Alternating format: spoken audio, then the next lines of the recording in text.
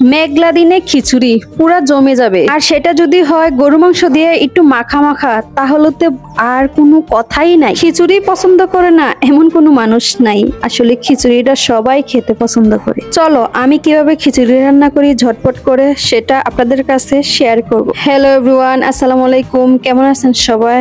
আলহামদুলিল্লাহ, আপনাদের দোয়ায় আমি ভালো আছি। প্রথমেই বসাই দিচ্ছি একটা পাইপিনের ভিতরে তেল দিয়ে দিতে হবে। আমার পাইপিনের নিচের তলাটা উঠে গেছে, কালোটা, তবে কেউ কিছু মনে করবেন না। তারপরে দিয়ে দিচ্ছি তেল, তারপরে দিয়ে দিচ্ছি পেঁয়াজের সাথে ছিল গোটা গোটা রসুন। রসুনটা দেওয়ার উদ্দেশ্য হলো রসুনটা যখন বাদামি কালার একটু হয়ে আসবে, আর এই কালারটা আমার কাছে খুবই ভালো লাগে।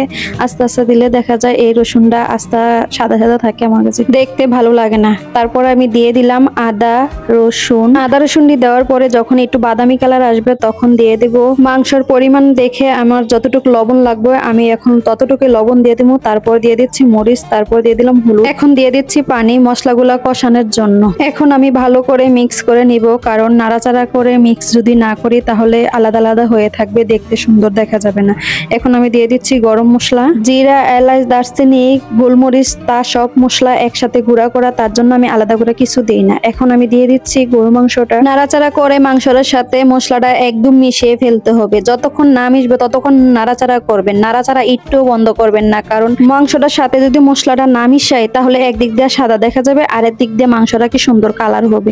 সুন্দর করে মিশিয়ে এভাবে ডাইকা দিবেন, কিছুক্ষণ হবে। তো আমি ততক্ষণে আমার এই চালগুলারে আলতো হাতে নাড়াচাড়া করে চালগুলারে এখন আমি ধুমু, কারণ চালগুলারে যদি কসলাই দুই তাহলে চালটি ভাঙ্গা যাবো, ভাঙলে চালগুলা সুন্দর দেখা যাবে না। আর এই চালগুলা যদি একটু নাড়াচাড়া করে ধুইয়া তারপরে ভিজান তাহলে ময়লাটা কিছু কম থাকে। তো আমি কিছুক্ষণ ভিজিয়ে ধুয়ে দিব, ততক্ষণে আমার মাংসটা হয়ে যাবে। এখন আমার মাংস হয়ে গেছে, আমি বড় পাতিলা নিয়ে নিচ্ছি, কারণ ছোট পাতিলা হবে না, যেহেতু এটা খিচুড়ি, ডাল আছে চাল আছে। মাশাআল্লাহ মাংসটা খুব সুন্দর হয়ে মিশছে। আর এখন আমি মাংসটার সাথে চালগুলা দিয়ে নাড়াচাড়া করে নিব, সোডা আর চালটা একসাথে মিক্স করে নেব। তো কাঁচামরিচ আগে দিই নেই, এখন দিয়ে দিলাম কাঁচামরিচটা। আর আমি পাতিলে আলাদা করে পানি ফুটিয়ে নিলাম, এই গরম পানিটা এখন ঢেলে দিলাম। আমার চাল উজে, তো আমি ততখানি দিচ্ছি। আর আমার খিচুড়িটা একটু মাখা মাখা হওয়ার দরকার। এই যে আমার খিচুড়ি দেখেন একটু মাখা মাখা হয়েছে।